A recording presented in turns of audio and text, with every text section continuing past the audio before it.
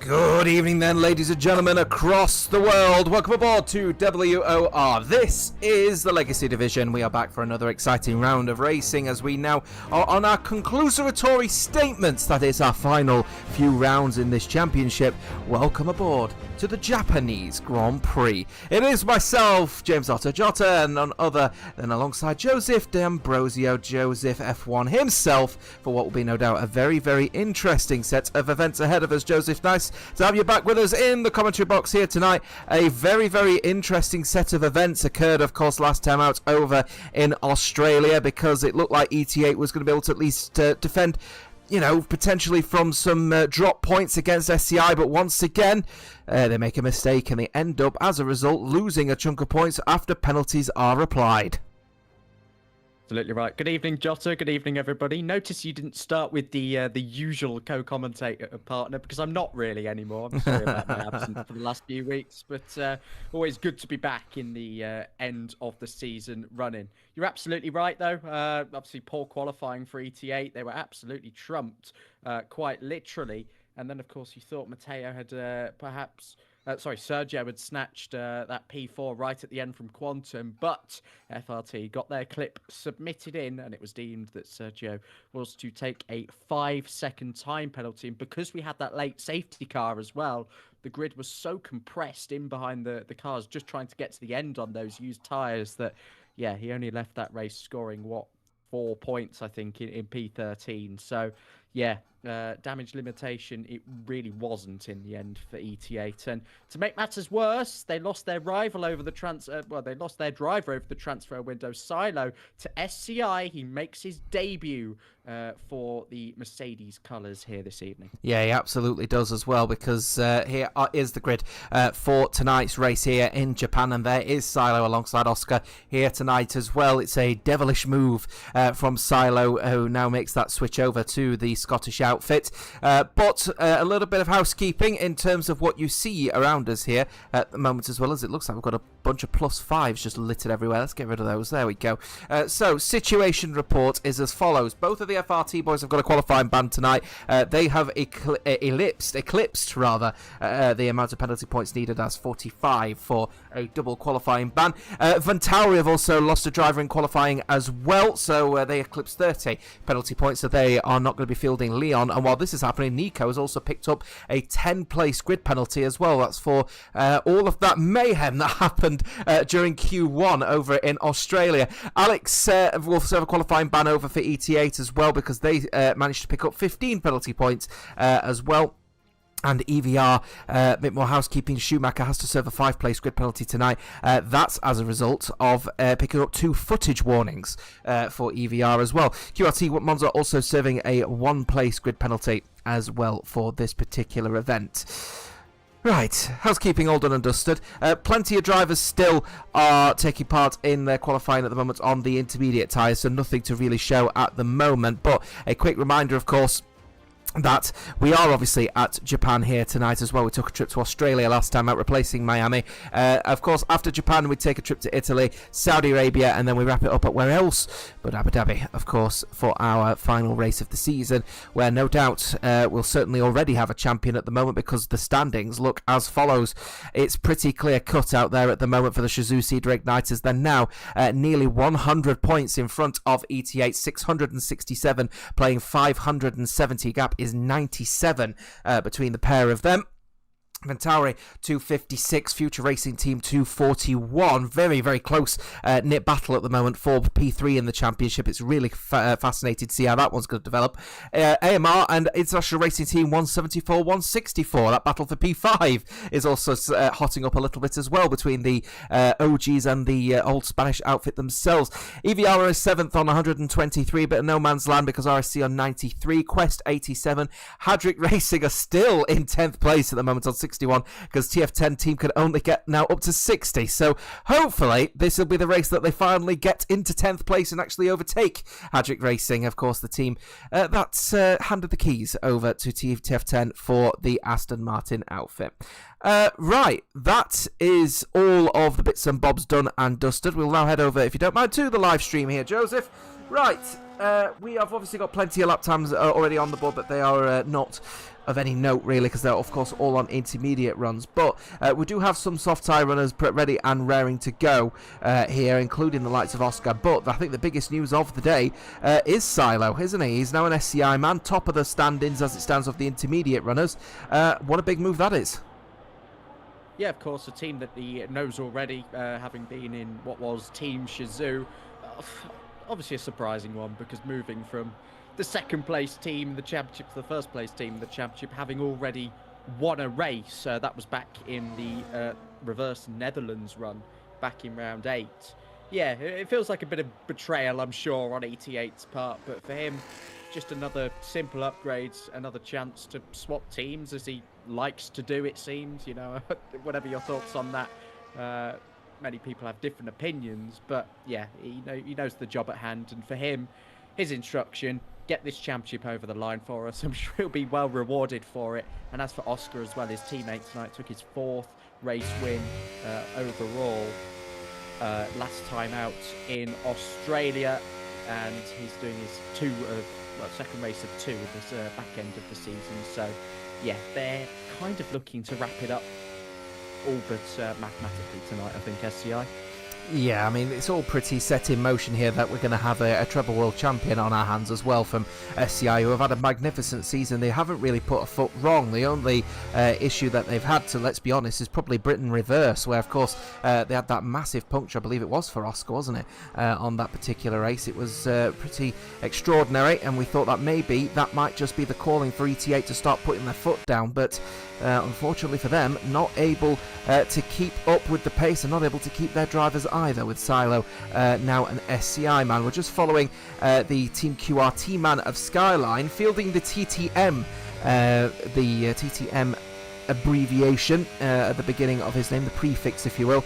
A big shout out to Top Tier Motorsport as well, of course, a team that I always tip my hat to. TTM as well, I think over on iRacing now, are the team as well on PC. Chucks the car through the right-hander, then the left-hander now is the Williams Mercedes, looking to try and set something of a conservative lap on these intermediate tyres, probably in the 131.5s if he can help it. In fact, it's well off the pace with a 132.8 here for the Williams Mercedes. But we have got people now on the outlaps on the soft tyres, and of course Japan here, Joseph, as well. One of a fabulous circuit in just general sort of driving perspective, but the racing is going to be, we think, particularly challenging. Yeah, it will be indeed. Of course, that S section already very, very difficult to carry much momentum when you're behind another car, and your only real opportunity for overtaking is either through 130R and into the chicane, where, of course, it's difficult to get 2 cars side by side there. As for McLaren's, whatever year it was, I want to say 88, but that might be totally wrong. Shows my knowledge. But yeah, your only real chances down that short DRS straight, you need to be within about 4 or 5 tenths to really have a chance, but it's certainly going to be difficult to do so. The tyre delta will be a lot more prominent around here, so we might see some extreme strategies. Thomas Covers is the man on the soft tyres at the moment. He sets a 31.4 in the first sector. This is quite a dead rubber session, isn't it, Jobs? We've got 1 car only going out.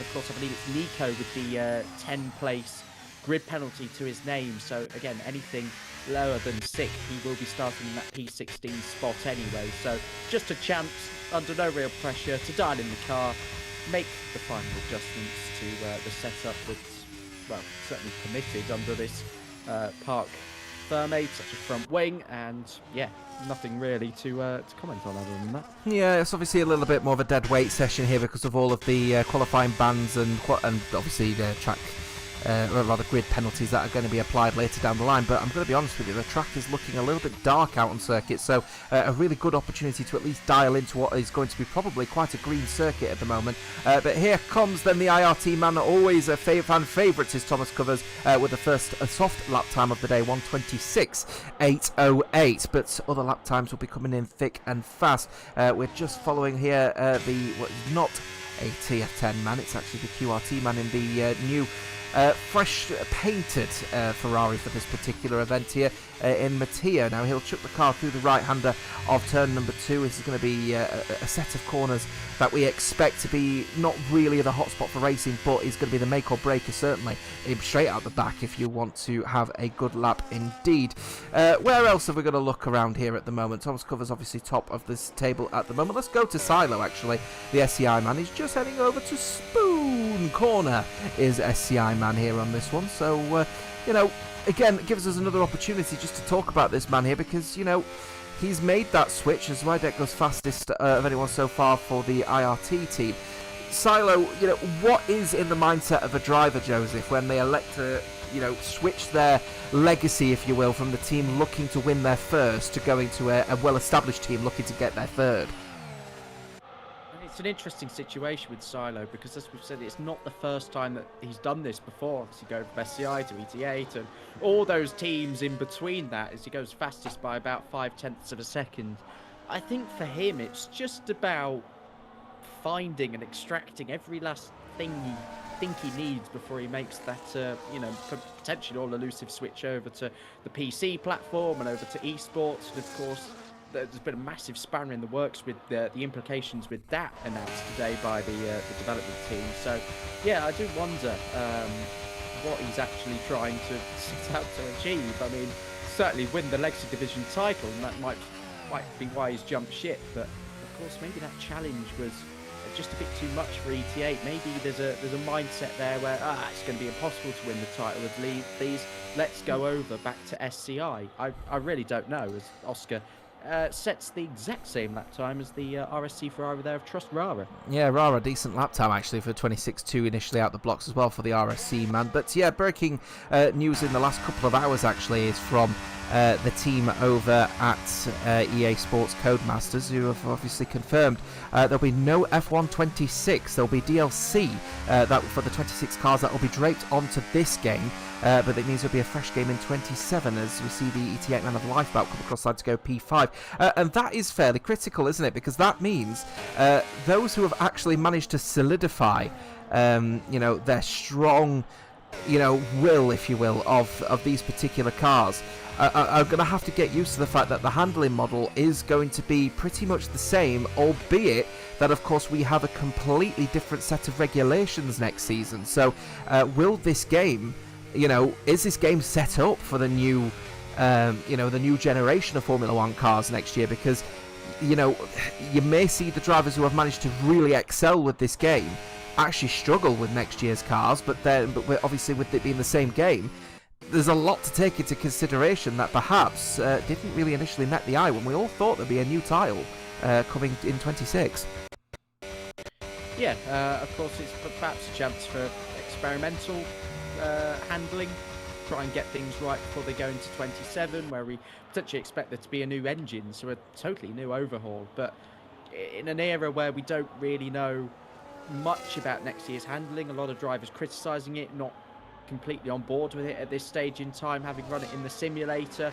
Yeah, it's going to be a total mystery what is to come next year from the driving front on the F1 game. But of course, again, back to the esports implications, we expect the usual F1 Sim Racing Series, as it's called now, to go ahead in early 2026 for the F1 2025 game. Beyond that, honestly, who knows? Because if they're targeting an early 2027 release, then there's not really going to be a chance for anybody to kind of break into that sort of closed shop, it will be, of F1 esports drivers. You don't expect really the WOR PC top tiers or indeed PSGL PC F1 to maybe go ahead as frequently, because again, there's not really much esports to look forward to and to potentially practice for. Who knows? And here's food for thought for you as well here, Joseph, because of course next year we'll have the introduction of Cadillac Ferrari as well as the 11th team on the grid. So will that mean that we'll have 22 cars available for online motorsport? And will that change the likes of the Legacy Division? Will that change the likes of the Tier 1? I'm thinking PSGL, WOR, I'm thinking all of the other leagues as well. An extra 2 cars in all of the top tiers could offer an extra element of spicy racing. But that is all up in fair war. It's all in fair warn. We don't know if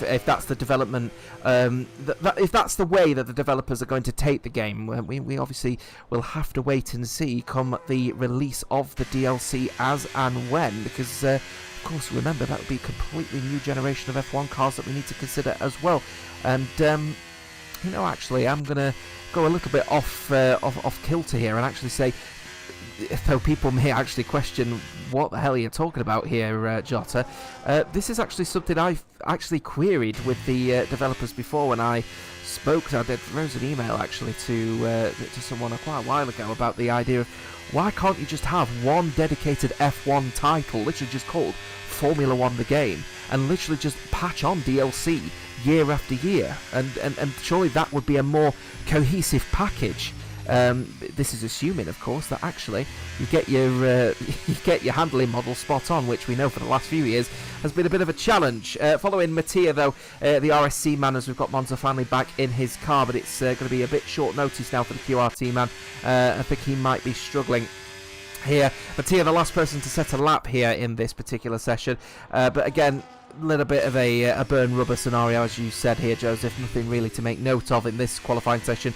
Q2 is where we think then the first part of the major qualifiers will come into play as Matthias just comes out of spoon. Yeah, Monza is out of this session. I think he's been having some trouble just getting in and out of the session. Of course, no longer any more time to compete. Saying that, he's just got on an out lap, but he needs to put in a 1 minute 20 out lap if he wants to, and spins at the first corner. So yeah, Monza will be out in Q1. All Mattia needs to do is get a valid lap time on the boards, and the most embarrassing thing he could do now is invalidate. So I'm sure the instruction is for the RSC man, just keep it in between the white lines, half push, just, treat it like it's a race lap and you're saving your tyre. Because, yeah, as I say, this could be quite embarrassing.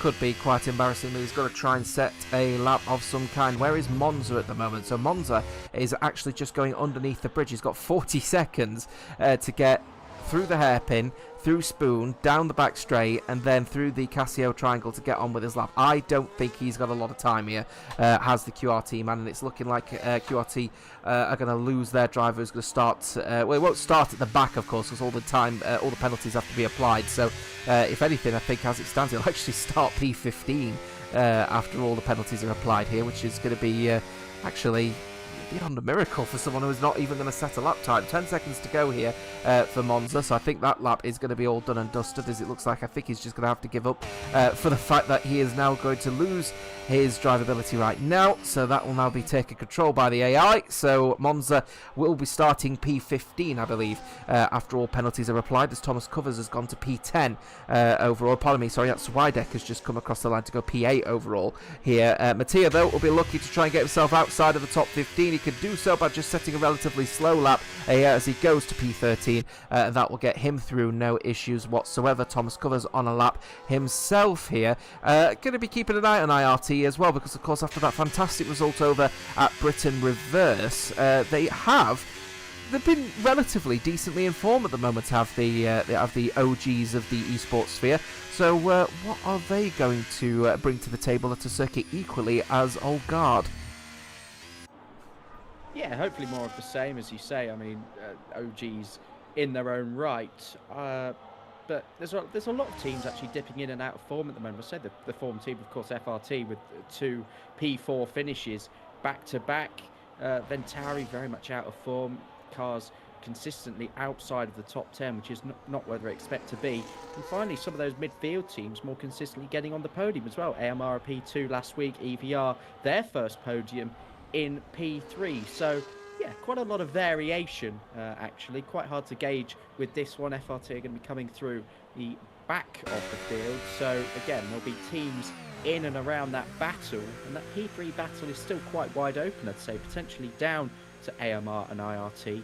We're going to want to get on the act this evening.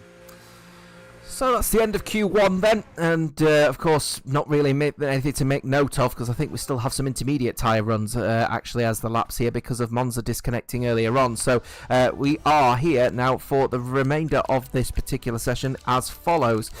People knocked out: Monza, Quantum from Leon Marciano and Samuel Barker, both of the FRTs of course banned from qualifying. ETA also banned one driver as well as Ventauri, and then towards the front, your top five: Lifebout in 5th place for ETA, Snack for TF10 in 4th, Oscar is 3rd for SCI, Rara 2nd place here for RSC, and just to make Luke happy, boo, Silo leading the way at the front of the field in P1. We'll have a quick look, if you don't mind, at the drivers once again, because the scenario is as follows. As you've just saw there, both of the FRT men are banned from qualifying. Alex also banned from ET8 as well. It will be a 1-place grid penalty for Monza, and a 5-place grid penalty for Schumacher, and a 10-place grid penalty for Ventauri's Nico, who is now just going to be setting himself up for Q2. Look, what's the situation here now for the teams out there? We've now got the 15 drivers are all ready and raring to go. It doesn't look like those lap times were top of the board, were they really, Joseph? So they're now going to head out their way to set some relatively faster laps, more than what we would see from these drivers. Yeah, this should be back to normal now, and I think the instruction for Nico and certainly Schumacher as well is just going to be try and knock others out of the session. Yeah, you're going to take a hit once the grid penalties were applied, but if you can, keep others at bay from qualifying for Q3, then ultimately they've done a pretty good job. And of course, setups will be swapped regardless in between qualifying and the race, so there's absolutely no damage in running around there on a qualifying setup at the moment and just trying to pump in some fast lap times alongside all of their rivals, and a lot quicker in terms of cars coming out onto the circuit for this session. And a lot of cars only used one set of softs in that Q1 session, so you'd think immediately that everybody out there on fresh tyres, and it's game on once again in qualifying. I've just thought as well, actually, the one exciting thing that I've been wanting is in career mode for the Formula 1 game.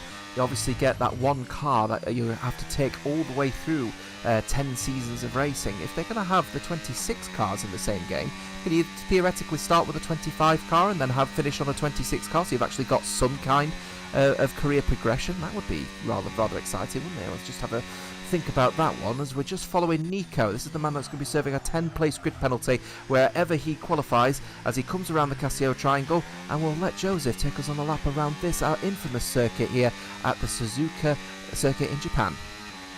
Here we go then, bumpy start finish straight, stay to the left hand side as DRS is open. It should close automatically for you, but you're not braking into that first corner. Run nice and wide through the first turn and a nice clean exit for the second part of the corner as well. Then the S's come thick and fast, 3, 4, now turn 5, the left-hander, turn 6, you go back downhill through the right, and then up through Dunlop, which is turn 7, hug that inside line. Very easy for the rears to start complaining, and maybe you might spin there. Flick it in, fast, down 1 gear into the first part of the Degners. Turn 9 as well, a little bit slower there on entry. On the left-hand side can bottom you out into the hairpin bend of turn 11, 3rd gear, feather the throttle, straight up the car, and then plant your foot flat to the floor. Use a little bit of that battery as well. This is quite a long run in towards Spoon curve. You need to you need to optimise that top speed. Through Spoon then the first part, and then the second. This is turn 13 and 14 if you prefer your numbers. Using a little bit of outside curve on exit, not getting onto that serrated stuff. There's really no need at all. Another burning of battery down towards 130 yard, aimed after its radius, really hugs that inside line. Nice and tight, brings into the left-hand side. The Casio Triangle, this is turn 16, then 17, using plenty of inside curve for each part of the chicane. Run to the inside wall. The run to the line, it's a 26.7, not our fastest lap time of the evening. Oscar, though, goes 2.5 tenths slower. That's a surprise. There's Nico out on top at the moment, and by 1,000th of a second, there goes Rara, provisionally quickest at the moment. Oh my word, look at these lap times.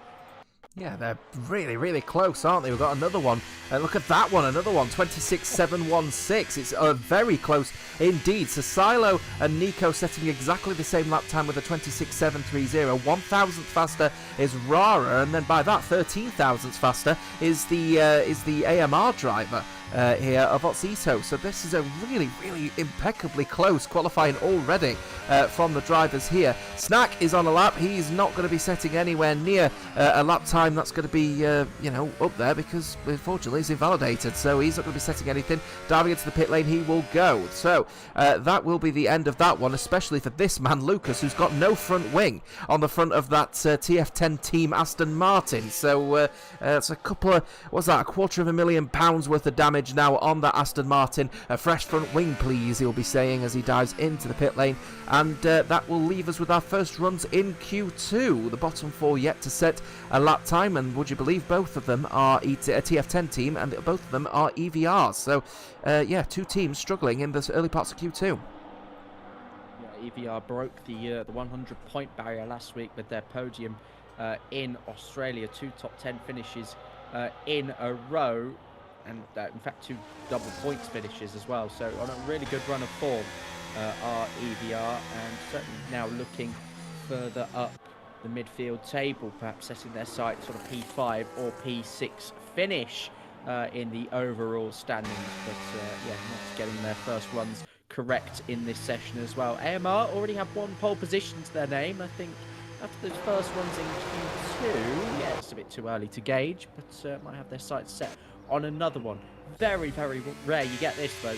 2 different cases of identical lap times. So I wonder if that's just going to slightly mount the pressure on each other, make this Q2 session a little bit more competitive. We did think that the Suzuka circuit wasn't going to be the best in terms of racing around here tonight, so qualifying is going to be fairly critical, and when we're talking thousandths of a second separating yourself from potentially being on the front row as it stands, Silo will be on the bottom part of the second row, despite the fact that he scored a lap time 1,000th of a second slower than the person in P2. Absolutely astonishing, but that is the Legacy Division in a nutshell, to be perfectly honest with you. Kurtzkizar indeed.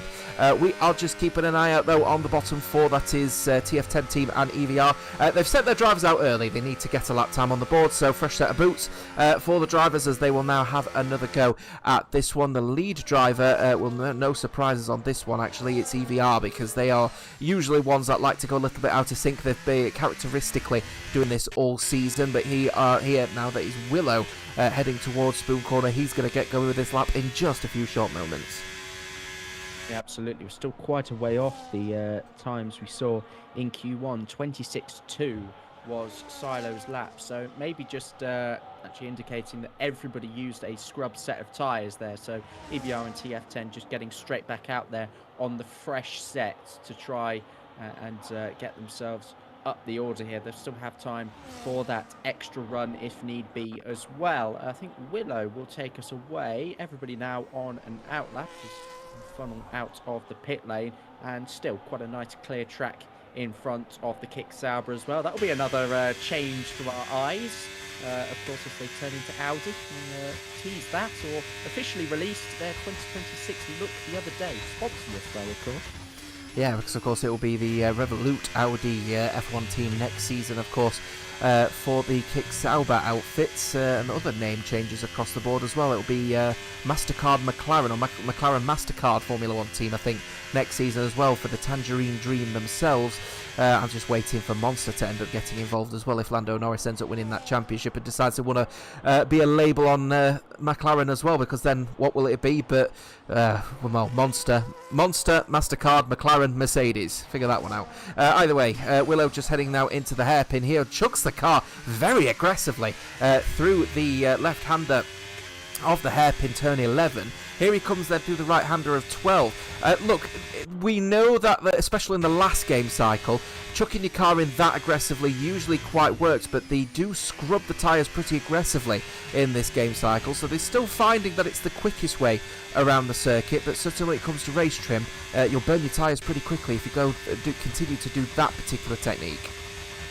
Yeah, flicking is still what the drivers call it as the preferred qualifying technique on this game. You just see the wheel rotate instantly there. You just get that immediate front end feedback, which this is not how these cars operate. Fastest lap time in Q2 then for Willow, who does a 26.6. We've got his teammate Schumacher to come alongside the two TF10 cars. Can Schumacher beat his teammate in the inter-team fight? Yes, he can, by 2.5 tenths of a second. Along now come TF10, and Lucas only slots into P8, and if that is on a fresh set of tyres, that is quite disappointing. He's leaving himself at risk of elimination in the session. An improvement though from Snack on 26.569. Two teams then jostling to try and get through Q2. Our man quickest though at the moment will have a 5-place grid penalty, but that is not bothering him at this moment in time. Here he comes then. Nico comes across the line, sets a 26.380, goes fastest of anyone so far, but immediately beaten by Oscar, 26.060.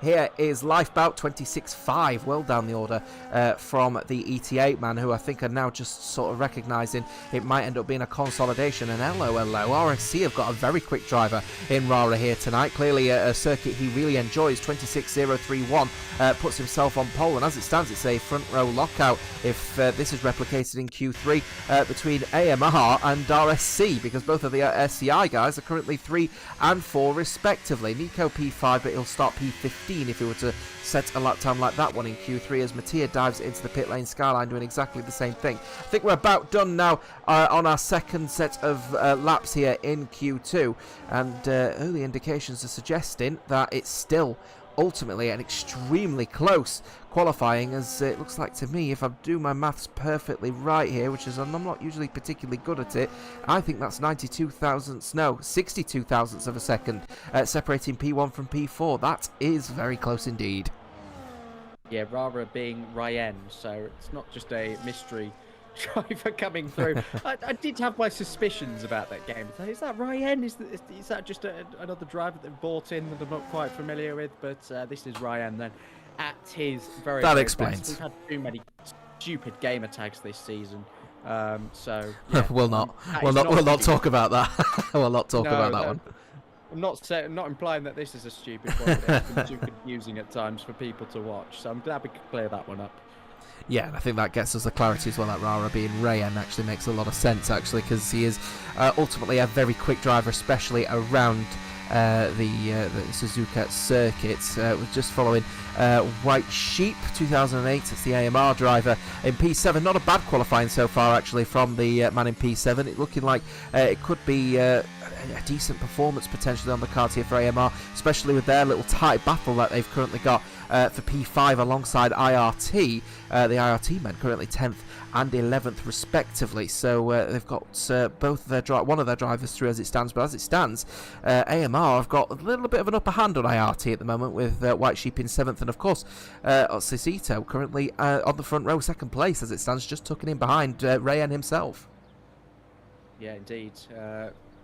To beat both SCI cars, yeah, he's still behind Ryan, but that is a monstrous start for him. Silo has retired in this session. You'd expect the rest of the top 4 to join him. Quite pick a cut-off time at the minute, but I think everybody in the top 10 is going to have to go out for another attempt. I saw Skyline did actually have a spin. I think he was doing a double warm-up to get his lap underway, and he did have a spin on one of them, so yeah, his preparations were hampered, and I think that is reflected in his lap time. Of course, the QRT car, not TTM. It's just me looking at his gamer tag once again. But yeah, those 3 cars at the bottom certainly not doing representative lap times, and with everybody else being so close, get out there. ET8 sending their man out Lifebout very early on in this final part of Q2. Wants to just try and set a decent lap here. Whilst he's going on a little bit of a nav, it gives us a navigation rather around this circuit. It gives us a very quick chat to talk about ET8, because obviously we're now coming to the end part of this season here, and what it seems to be once again, ETA and WOR Legacy Division, it's just their Achilles heel. They can win other championships, no issue whatsoever, but this particular one always seems to just fall by the wayside for them, and it looks like once again SCI have just got the upper hand on ETA, and the Achilles heel will continue.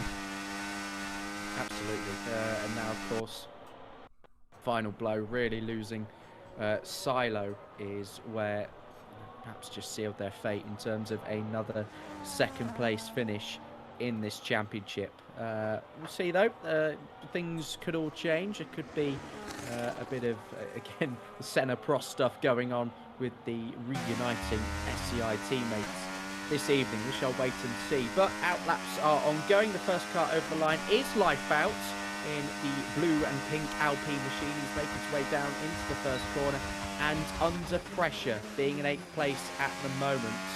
Can he produce something special here to at least put some pressure on their title rivals? And if you just take a minute to just listen in the background, folks, just appreciate the sound of what that will be the Renault engine, because of course in just a few rounds time, when we decide to move over to F1 26, or rather the 26 cars, that will be Mercedes power for the Alpine team, of course, as Renault decides to depart Formula 1. Although, let's be honest with you, that be a bit of a waste of time if someone doesn't at least attempt to buy that power unit that was made originally by the French outfits. We're keeping an eye out though on Lifebout, as he seems to have found around about a tenth and a half in the first sector as he comes now towards Spoon. Second sector split is imminent. We'll see when he comes across, as he managed to find a little bit more time to at least put some distance between him and P10. Second sector split coming up right now, I believe, as he will be setting a time that's around about 0.2 of a second faster. So that puts him within touching distance of around about Nico as it stands here, but he's looking like he actually might be under a little bit of pressure here. Here is Lifebout. Should be okay, but it's not looking like it's going to be a blisteringly quick lap time as he comes across the line right now, and he has beaten Nico by around about 0.2 of a second. Great final sector from the ET8 man, but not blisteringly quick, if I'm perfectly honest with you, especially for ET8 standards. Schumacher's found 66 thousandths of a second in the first sector. His second sector split coming up imminently. We'll see if he's managed to find any more time, as well as the EVR driver. He has. He's found around about a tenth and a half, so that puts him within touching distance of Nico once again. In fact, Nico only managing to improve by hundredths of a second, stays in the 26.3s. Schumacher actually could be out qualifying Nico as it stands in this session as he comes across the line. In fact, he's beaten Lifebout and puts himself up to P6 with another person in the 26.1s. Willow comes across the line, only gets to P10, immediately beaten by QRT, who then is immediately beaten by Thomas Covers, who puts himself up to P6. Mattia Manga looking to try and get himself out of the distance here of the driver. Oh, Rara, there is Rayan looking so quick. 25.6, blisteringly quick lap time from the RSC man. Here's White Sheep. Here he comes across the line for AMR, looking like it's not going to be any kind of representative lap time as he comes across the line, coasting over the line rather, and he will qualify P11. Wow, wow, wee wow, out of nowhere, Rayan deep into the 25s. What a lap time from him. It was first anyway. He decided that he wants to get out there and set himself up for Q3. And, well, yeah, that is looking like a force to be reckoned with. Just a word on White Sheep. I did actually catch his error on his lap. He ran wide at the first Degner, bottomed out over the exit curb, and took a load of gravel back onto the circuit with him. So, yeah, heartbreaking scenes for him as he just fell to P11 right at the end as Mattia Manga popped himself into the top 10. We've got two drivers with grid penalties, still looking to make the most of the session in P7 and P9 respectively. But, yeah, well, I wasn't going to talk about poll predictions, but I think Ryan might be a safe bet. Yes, I think if you're going to put even odds on anyone, it would be on Ryan at the moment, because he is flying out there. That's Trust Rara himself for the RSC team, who are 8th in the standings, by the way, yet to eclipse 100 points, trying closing down the gap on EVR. Well, what an opportunity for Ryan here tonight, that is for certain. Here's a quick reminder of the standings, actually. We were just speaking about ET8 here. Might have to consolidate the fact that this might not be a championship they're going to win, at least this time of asking, because they're still now 97 points behind the Shazoo Cedar Igniters. They are having an absolutely cracking season, are the Scottish outfit, and they will be, let's be honest, one hand already on the trophies. I'm just following, actually. I'm going to head over to the live stream here. I'm following Oscar, and it looks like SCI have forgotten to put a front wing on the car of Oscar here. As you'll see, oh dear. I am not sure. I've never seen that glitch before, but it looks like apparently weight shedding at its finest. No front nose at all for Oscar. I've never seen this before. This is quite funny. Almost rivals the safety car on track glitch. But yeah. I think that one wins for me 9 times out of 10. But it's amazing how quick that car is going with absolutely no front downforce on it. Really quite impressive aerodynamics. Oh, how does that even happen? Yeah, Swing session. that's brilliant. I've never seen that before.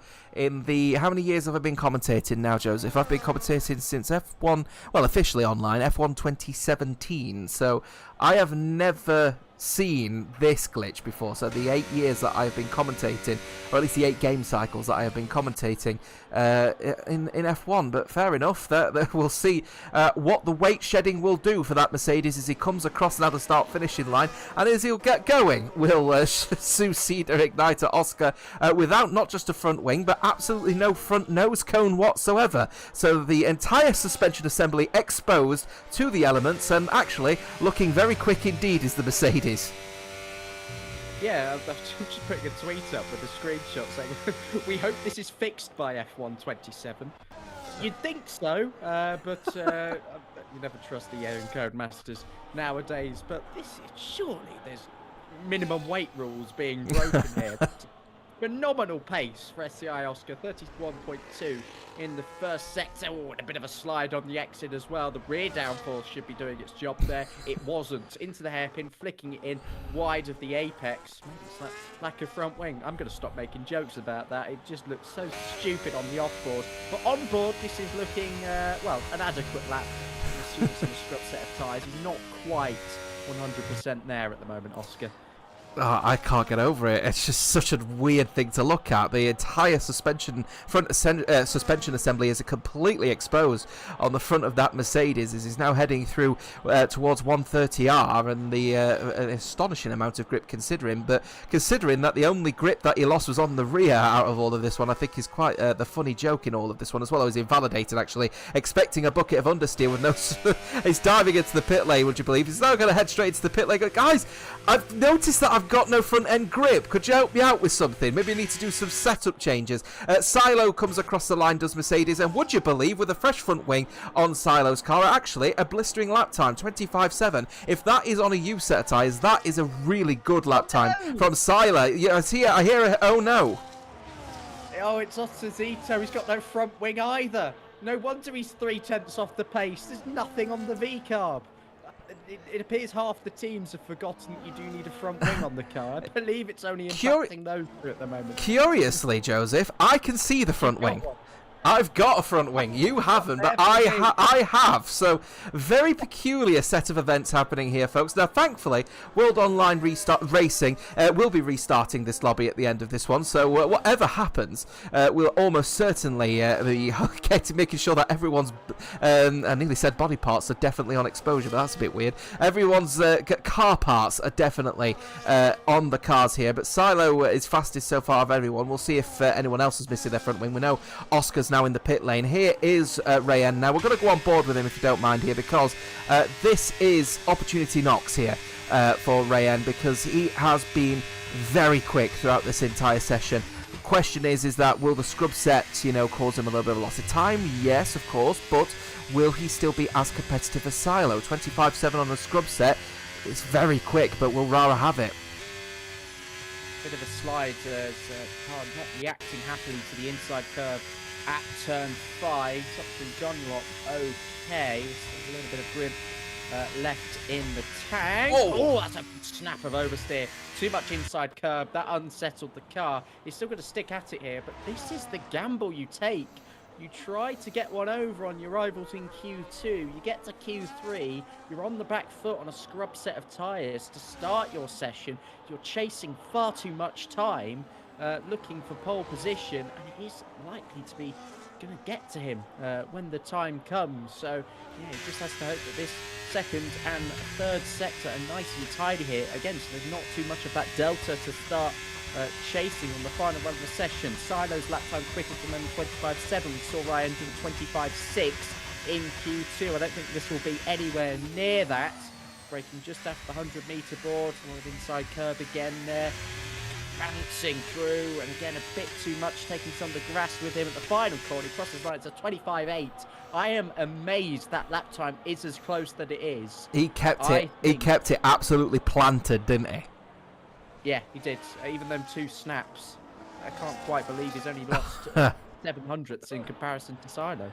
Just following Oscar, guess what? His front wing's still not there, so I think SCI are going to find themselves in trouble here. Now, I'm just having a look now through the... let me just have a quick look at the rule book here. I'm seeing that if a team purposely sets themselves out with an incomplete car, apparently it's a 97-point penalty. Would you believe it? Don't give Luke ideas. Yeah, obviously it's a glitch, folks. He's got a front wing, and you can see the car is definitely on rails at the moment. Is this Mercedes as he chucks the car heading up towards turn 12 and then the Spoon corner. Now, will the Mercedes of Oscar be able to get himself anywhere near Silo's pace? Is this a new soft tyre run, or is this an old set? Now, I don't suspect this is going to be probably a new set now, this part of the qualifying session, as he now heads towards 130R. What's his Sector 2 split like when he comes across right now? 108.7, so it is a rather quick time here from Oscar, but will it be competitive? We'll see then as he comes across then into the final chicane of the Casio Triangle, as he now heads down the final right-hander of turn number 19, the last curve. As he comes across the line right now, it's a 25.853 and 1,000th of a second between him and Rayen. Once again, it's only thousandths of a second separating the pair. I think that's a scrub set again. If that is a scrub set, once again, we are in for one hell of a shootout, I think, between the top three. And don't discredit Snack as well. 25.9's not bad. Yeah, absolutely. Also an indicator as well. Track could be improving. So as the tyres degrade, maybe the track is still yielding just a little bit more in terms of temperature and grip as the sun pokes through the clouds here in Suzuka. Lovely picturesque scene as always, surrounded by cherry blossom, of course, when we now visit in the earlier April spot on the F1 calendar. Late November now, though, feeling very, very chilly and, in fact, a little bit snowy outside, but yeah, not stopping us from taking in some of the lovely sights around this circuit. Lifeboat out of fuel. He's, again, just trundling back into the pit lane. I think he's okay for time. Of course, he's brought out the yellow flag, so I can't quite see in terms of time remaining, but he's in the pit lane with plenty of time, so should be all right. But crucially, without a lap time on the board. Yeah, the ET8 man without a lap time on the board, he invalidated his lap and then ran out of fuel. So that's the reason why he was bringing out all of those yellow flags. Similarly, the man without a front wing has also got no fuel in his car as well. We really are losing parts at the moment of this Mercedes. I'm expecting the halo to be gone, then the steering wheel, then maybe one of the wheels at some point here. There's so many missing parts to fund this Mercedes car, but the reliable Mercedes is able to get around the circuit, no issue whatsoever, as he dives into the pit lane. So 2 3/4 of a minute to go in this session. Outlaps already starting to come into fruition. Lead driver is IRT's Thomas Covers. He's just now heading towards the hairpin. Yeah, he is indeed, and well, again, one of the drivers that was on a scrub set. Dirk telling us in the live chat the top 5, all of the new sets. If he was to hazard a guess, potentially Nico and Schumacher as well. But of course, neither of those two can officially be on pole position. Nico with a 10-place grid penalty if you're just joining us. Schumacher with 5. That is the state of play in this qualifying session. Everybody else has a legitimate chance of pole position. And looking at that scrub lap time from Thomas Covers, I don't quite think it will be him. Potentially a shootout between the SCI duo and Ryan at the front. He's really aggressively weaving. I didn't really think you had to do much of this nowadays, but certainly taking good care to get his tyres in the working window. Yeah, obviously trying to maximise as much as he can as the sun now blaring down on the circuit as well. Yeah, Dirk is the one who mentioned, I think, in the chat that actually he thinks the top 5, maybe the top 7, are all on new set of tyres. So this will be Thomas Covers' one and only fast lap on a fresh set of soft tyres, as he now comes across the final corner at Casio Triangle. Actually gets a bucket of understeer at slow speed, so that's not going to help him as he now heads down this main straight. He'll find he's probably lost a little bit of time actually as the IRT man. Now, don't discredit the fact that we've got Lifeboat down at P10 at the moment. He's yet to set a lap. That would be critical for ET8 as well, with one serving a qualifying ban, the other one only in P10. Certainly means that they're going to probably be consolidating P2 in this championship if Lifebout can't at least put some some pressure on the front two, who happen to be the SCI duo of Silo and Oscar. Silo will be setting a lap bit after Thomas Covers here, chucking the car through the left-hander, then at the top of the Dunlop curve into the Degners, chucks the car through the right-hander, then the next right-hander underneath the bridge, looking relatively decent in the first sector from Thomas Covers, not blisteringly quick, but certainly in the ballpark, chucking the car through the left-hander of the hairpin as he then heads towards turn 12 and then of course Spoon Curve. Where is Thomas Covers going to put his car? Will IRT be able to continue their decent form in this championship now all the way to the end of this season? This could be a critical lap to suggest where IRT currently are in terms of their form now. Are they going to continue it? Yeah, let's see then. Thomas Covers a race against his own delta here, and of course one of the drivers that is chasing a lot of time. 4 tenths up, almost 5, coming through 130R there, and he's derating on the battery as well, and he's a heavier braking zone here to try and get some of that back and then utilise what he's got left down the hill and towards the start-finish line. Can he break into the top 6? No, he lost time in that final sector. Again, probably down to some of that ERS derating. Incredibly frustrated by that. Next across the line, here comes Silo, and he extends his advantage at the front of the field. Not the quickest lap time we've seen yet this evening. Watch Ryan's first sector. He's slightly down, so he's got a lot of time to find. But remember, he did have those couple of snaps on his first lap in the session. Can he now start to find the time? Nico comes across the line for Ventari, goes P4 as it stands. It'll be 14th place that he'll be starting. Snack is improving, though. He could be overtaking Nico as he gets him relegated to P15. He's on the front row. Is the TF10 team man. It's a great lap from a 25.8. Lifeboat coming across the line. It wasn't a great final corner. He's hoping to try and get somewhere near the front. It's only P7 for the ET8 man. He'll be starting P6, of course, after all penalties are applied, unless people start out qualifying him. Schumacher looking decent. Mattia Manga staying down in P10 at the moment. Where's Schumacher in all of this one? Not too far off. Here is the no-nose of Oscar. He's down a tenth and a bit here, so actually he could end up being under a little bit of pressure. Let's go to Ryan, though. Ryan is the person who we think might be on pole position here. Is he going to be able to find all that time? Comes across the line. Oh, he certainly will. 1:26.5, 6:39. Puts himself around about 6/hundredths of a second between him and Silo. What a lap time indeed. Oscar comes across the line. He'll only stay in P4. That is all done and dusted, and Ryan has got pole position by just a few hundredths of a second, and RSC have got a pole position here tonight through him. Sensationally clutch from Ryan.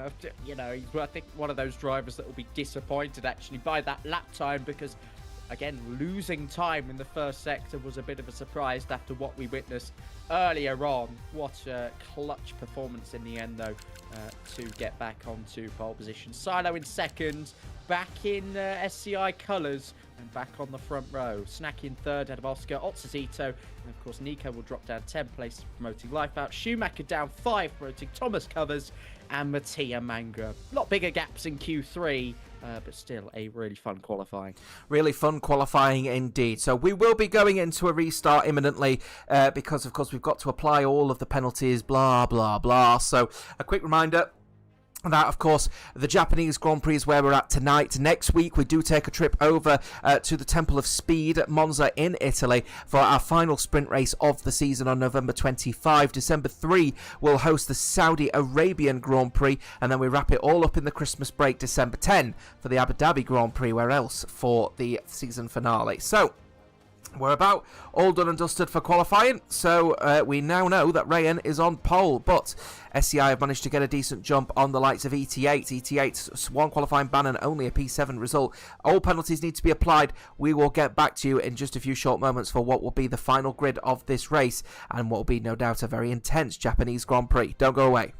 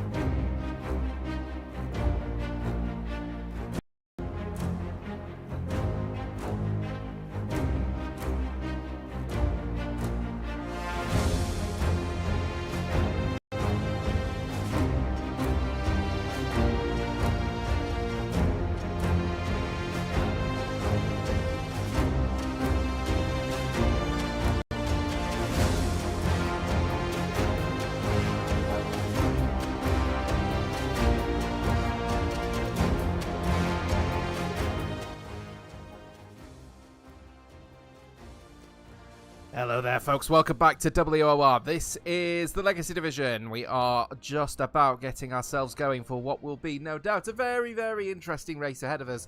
Had a few issues with getting Lifebout into the lobby, but he's finally in, and we're going to be getting going for this Japanese Grand Prix. It is myself, James Artajota, alongside Joseph, your usual co-commentary pairing for this event.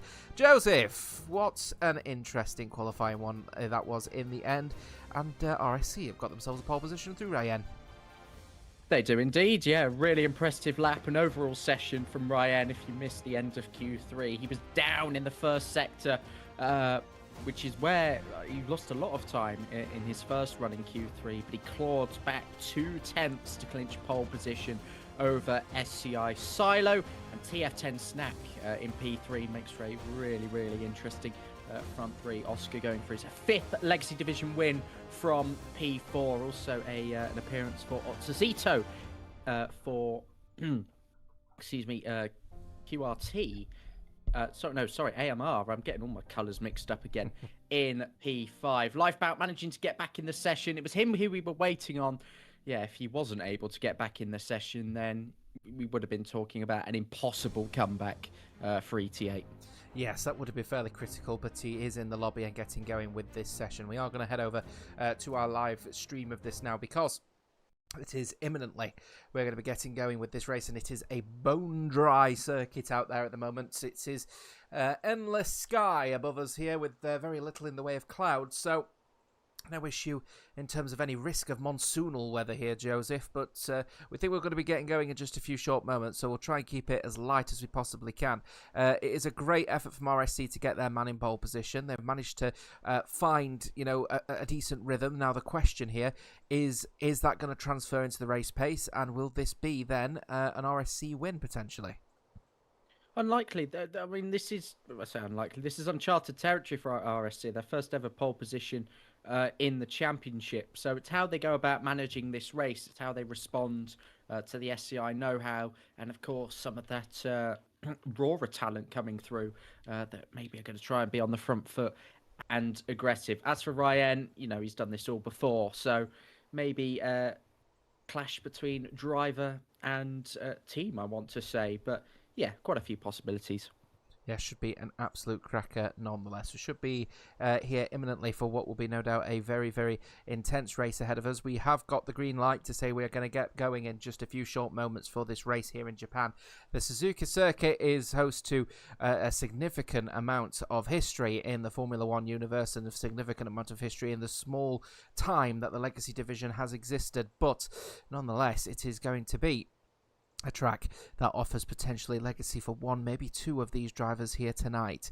What will be no doubt a very interesting set of events ahead of us as Skyline has disconnected from this session. Could be a bit of a problem to say the least, but we are going to be getting going imminently with this race. Answer the postcard, folks, who you think your favourite is for the race win here tonight, because no doubt it is going to be all in fair warn, we suspect, within the next few rounds.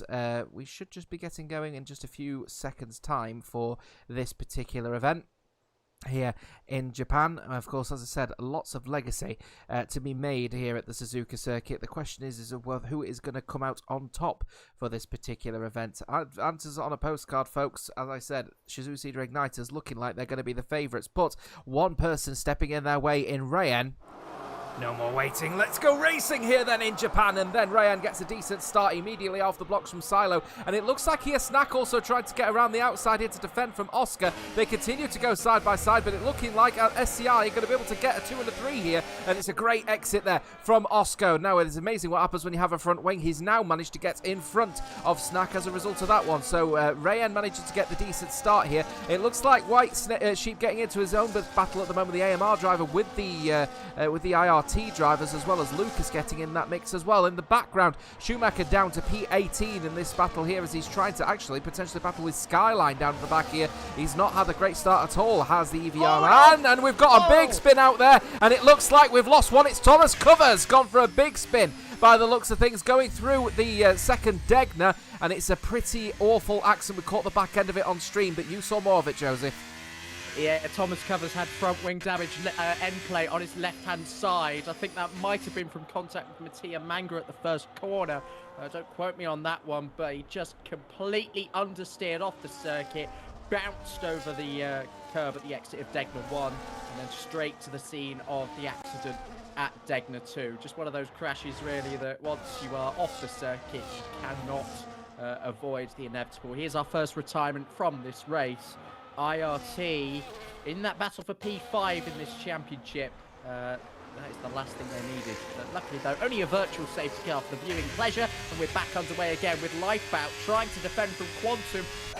FRT have started on the front foot. There's going to be contact for the Casio triangle as Quantum tries to squeeze his way past two cars, one of them being his teammate Samuel Barker. Now things are going to get interesting. Mons is in between them. He's got front wing damage as well, as has Quantum. So many cars limping around the circuit at the moment, and surely we'll see some earlier than anticipated pit stops. Yeah, we've got a move coming here from Venturi's Leon. Remember, had to serve his qualifying ban as well from the Venturi outfit, looking to try and capitalise on a decent FRT.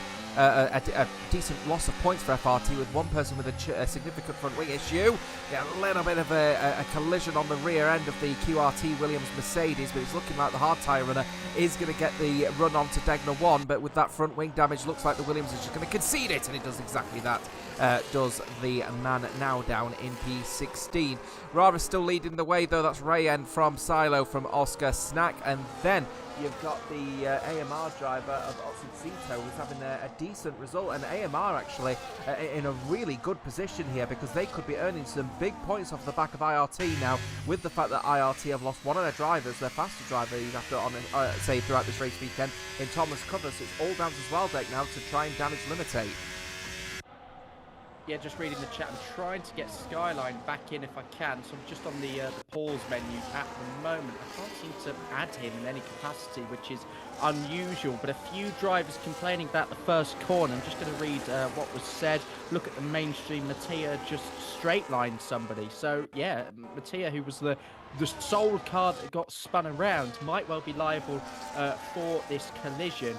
And so a few managers and drivers complaining about that one. I'm going to still continue to work on the Skyline situation. Yeah, we're just keeping an eye out on that one as well. If you're interested in your tyre scenario, here is where we're at. The top six have all elected to start on the medium tyres. We've got Zwaldek, the leading driver on the hards, from Lucas, White Sheep, and then Nico. Of course, remember he had to serve his 10-place grid penalty. He's now in P10 as well. And the two ET8 boys, 11th and 12th at the moment, with Lifebout on a medium tyre. He's stuck behind a bunch of hard tyre runners, and that is fairly critical to his race situation at the moment. You've got to argue when it comes to strategy now, Marciano is probably going to be the one that is going to be considered the favourite, because the hard tyres will go the distance, the medium tyres won't, and he's lost all that time on the race start, down in P12. Monza's getting the move done, rather battling at the moment with Schumacher at the hairpin, gets the move done, does the QRT man now up to P16 in this race. Only one person yet to make a pit stop. Mattia Manga moves on to a set of soft tyres now for a significant chunk of this race after changing his front wing under the BSC. Yeah, still trying to get Skyline back in. I'm just waiting something on this. Yeah, I don't have him as an EA friend, I don't think. So until I get reciprocal adding situation here, there's not a lot I can do. Yeah, just continuing to check in with the chat because I'm on Discord at the moment. Skyline is back in. Somebody has managed to rescue him. Thank you for that. I think it's so complicated, the process once you're actually in the race. I hear from everybody that it's laggy and desync. My driver got kicked fully out of the session. That's referring to Skyline. So again, potentially a couple of reports of desync, which I do want to say, based on what I've seen, certainly when I've been watching the PC races in WOR, it has picked up again. The desync problems. Yeah. So I don't know if you've seen much the same. Yeah, I have seen much of the same as well in other leagues as well. I think in over in Velocity Esports as well, one of the teams that I work with outside of WOR, they've experienced a few little challenges of desync, but nothing too aggressive. But this one looking particularly challenging. We'll see if the drivers can manage it, as we've got Skyline just get back into lobby as we see the UI flash for just a second. So now he's back in his car. Is the man in P18 and QRT currently on for Neil Player with absolutely no points on the board for a 16th and 18th place finish for them.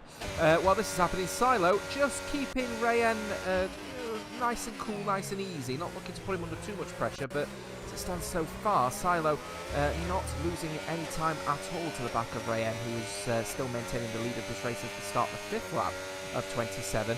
We know that the overtaking is going to be particularly difficult, but we think turn 1 is probably going to be where it's at, but Silo once again not able to get close enough to the back of that RSC Ferrari. Just a stat drop, Ryan is a 2-time pole sitter in the Legacy Division. I think both of them actually coming last season, I do want to say. So, yeah, neither of those times he converted pole into victories. This is his 3rd attempt at going for it. This is his best game and best chance to do it, with the overtaking situation certainly being challenging. But, yeah, he's really got to keep his wit about him strategically as well. I've got a huge gap that's opened up between the medium and the hard runners as I've rejoined the action. Lucas doing everything, and this is going to really help Snack as well and almost solidify him. Quite a high chance of a top 6 finish here this evening. So you're saying they need to bounce back. They've had some good results, Team TF10. Yeah, this is looking like it's going to be another one. Yeah, and of course, with that one for TF10, that will mean that they finally eclipse the 61-point barrier and take P10 out of the hands of the former Aston Martin team that was Hadrick Racing. Silo still getting closer. He is a bit closer to Rayen on this occasion here. We're going to be considering a potential overtake here, I wonder, from the SCI Mercedes, as he's getting closer and closer now out of the final corner, the last curve of turn 19. And diving to the inside is Rayen. He is trying to defend it here, but overtake being used here by Silo. And Rayen has lost the lead of this race going through into turn 1. So under DRS, with plenty of VRS available, now Silo is going to have to get used to the fact he's got a bunch of fresh air in front of him. Well, dirty air now off the back of Rayen. Now just looking at what happened at turn 1. I think there's about 3-4 cars involved in that one. So yeah, really peculiar incident, and ultimately you can't say anybody was deliberately doing anything wrong in that clash. It was just quite a severe turn 1 racing incident, if you like, that will surely be investigated further by the stewards towards the back end of this race. But what it's done is it has created these big gaps and some really, really frustrating moments, especially for the FRT cars that are trying to work their way back up through the field. It seems that both of them are involved in it. There's a clash at the hairpin. White Sheep and Alex Marciano come together, and there's ghosting on the part of the V car, who's now going to try and fight his way back past the Alpine. Alex Marciano moves up into 10th place. Oh, this is precarious. Try and push on around the outside. White Sheep attempts. They both understeer off the circuit. Both of them, I think, having front wing damage. White Sheep certainly looks more severe. So many wounded cars out there. Yeah, and at the moment, the person that's actually got the most front wing out of these in the 10th, 11th and 12th place is actually Lifebout, but his pace is so far off. Here comes the overtake potentially. Are they holding each other up here, I wonder? Oh, there's a little collision with Lifebout off the back of the Racing Bull. That's the AMR of White Sheep. Are they going to drive into the pit lane? No, they're going to continue with this front wing damage, but Lifebout will want to try and get this one done. There's plenty of weaving happening at the moment from Marciano. That might be called to the stewards, but the move is done. And White Sheep does get past, and while this is happening, he's off of the circuit. And ET8 get the move done, and now they're both into 10th and 11th place respectively, as White Sheep is relegated to P14. Samuel Barker and Leon also managing to benefit off of the mistake of the AMR driver. But Marciano, extreme weaving all the way down towards turn 1. Yeah, of course, the last circuit, you want any sort of front wing damage on. It's only going to get worse and worse and worse with the tyre degradation, notably on the front left tyre. I don't know whether it's just a point that they should get into the pit lane and just reset the car and just try and gamble on a safety car later on in this race. It's looking totally undrivable, certainly, for White Sheep. Alex Marciano and Lifebout, though, won't really care at this moment in time. They're 10th and 11th. With, bigger fish to fry in this championship. They're second. the game is practically over for them in terms of this season. It's another huge point swing in favour of SCI now that they've got the lead of the race especially. They just need to try and get their heads down and focus now. Yeah, I dread to imagine what the points haul is going to be like here in SCI. I think we're probably going to be getting close to permutation level here for SCI here, because it might be they'll be able to wrap up this championship well before we get to the end, because of course we've got the sprint race points to consider as well. So this is for next week over at Italy. So yeah, opportunity here potentially for SCI. If they earn big points here tonight, permutations could start becoming a factor. Rayan really struggling now with the dirty air off of the back of Silo, because he's lost the bucket of time through the set of S's, but he's got plenty of ERS at his disposal. We'll see what the medium speed corners are like for him. The car through the first Degner, into the second Degner. Yeah, not too bad. So it looks like more the medium speeds are probably not particularly great. The fast speeds looking pretty decent. What are the slow speeds like? Relatively normal, to be honest with you. So he just looks like in the medium speed he's getting a bucket of understeer as a result of the dirty out the back of Silo. Yeah, absolutely. Just a standard practice really on this game. And again, even with all the updates they've been doing, the slipstream situation with it being so weak behind another car, especially in long trains where one car pulls out. Oh, that's a crash safety car. Is it safety car? Full course safety car. Yeah, that's what they needed. The cars with front wing damage. Yeah, that's exactly what they needed, and the safety car is now out. It looks like a collision with Monza. He's crashed out at the infamous corner where we saw Daniel Ricciardo and Alex Albon have their collision, I believe, at turn number 3 and 4. So they will dive into the pit lane with the medium tyre runners. We'll see if anyone makes any critical mistakes in terms of speeding in the pit lane. Monza now leading the session, of course. Now Oscar may get caught out a little bit by the Mercedes team, of course servicing Silo. Hopefully it's not going to be a significant loss for the SCI team. We'll see anyway as Rara comes in, and it's a fresh set of hard tyres now for those runners. Wydek and Lucas have elected to stay out under the safety car. Silo, Rara and then Snack, and Oscar has lost a position as a result of being held up in the pit lane, and TF10 team are now in a net P3. Yeah, Oscar, he did back up 2.5, 3 seconds to Silo, but ultimately Snack was still within that kind of 1 second range behind him, where he was easily going to be able to make the jump on him. So that's a free position for him. Work for Oscar to do again. He overtook the Aston Martin at turn 2 on the opening lap. Of course, with the rolling restart this time, it might not quite be the same procedure. Further back, the whole mix of tyres, I'm sure people swap the softs straight away for their fresh set of hards, mediums, or vice versa. Well, vice versa, basically already what I said. But yeah, interesting as Wide and Lucas staying out. Lucas's pace, even with an intact front wing, was very slow on the hard tyres in the opening stint. So this could create quite the blockade. Yes, and that could obviously pose a little bit of a threat for those that are significantly faster, because of course they may end up getting caught out by a car that's obviously going to be significantly slower, especially in the medium speed corners, which is, well, this is Monza. This is not Monza. Wow, I'm just getting all my tracks mixed up here. This is Suzuka. It's all medium speed corners, so it's basically just try and hope that you don't get caught out by the slower TF10 team driver in front of you. But Snack, I think, is in a very good position now. TF10 team, they want to try and at least get 2 points here tonight, as I said, to try and overtake Hadrick Racing. But let's be perfectly honest with you here. A P3, well, a prospective P3, that is, anyway, for Snack. And if Lucas has a decent second stint with a good points haul, will certainly eclipse that barrier and get them at least to the foot of the table of those teams that are still competing in the WR Legacy division, as Lucas looked like he was going to go into the pit lane, but he elected not to in the end. So the older hard tyre runners will be leading, as there comes the soft tyre runners to get off of those soft tyres, and it looks like it will be another set of hards to the end of this race. Yeah, certainly if they pick the harder option on the tyres. Anyway, Lucas doing some real life rage baiting now in terms of teasing the cars behind him. If he's going to go into the pit lane, I'm sure Silo and everybody else would love him to. Of course, being cars that they do have to overtake for track position. Once again, watch the Ventari duo, and look where Nico is in all of this. He managed to stay out of trouble. He's up 6 positions.